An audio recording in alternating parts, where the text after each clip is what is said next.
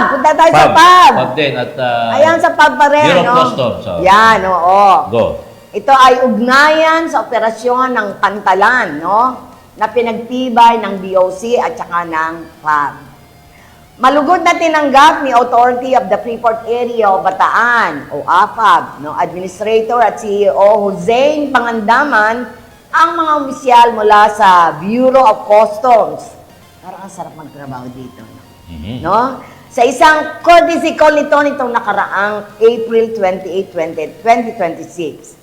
Kaugnay ng kanyang bagong talagang tungkulin bilang district collector ng Port of Limay, si District Collector Attorney Cryden F. Balgomena, kasama ang kanyang support Balgomera, kasama ang kanyang support collector na si Attorney Mark Anthony Patriarca, na nagsisilbi rin bilang acting deputy collector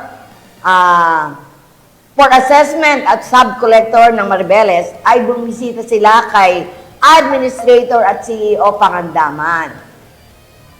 Ito ay upang higit pang patatagin ang patuloy na ugnayan sa operasyon ng pantalan at pagpapadali ng kalakalan sa loob ng Freeport Area of Bataan. Ayon sa kanila, nagkaroon din ng pagtalakay ang dalawang ahensya para tiyakin ang maayos at tuloy-tuloy na daloy ng mga kalakalan, mapahusay ang prosesong pangregulasyon at higit pang mapabuti ang trade facilitation sa loob ng PAB. Yan, good luck po. Diba? Dapat talaga nag-uusap para hindi ayos yung ano kaya gawin natin ganito yung sistema para Siyempre, mapabilis. yung sa pub, karamihan ng mga locators niya, mga exporter. Yes, Kaya, oo. exporter. Kaya importante yung Bureau of Customs. Yes, yung maayos oo. na. Sa sakot naman niya ng...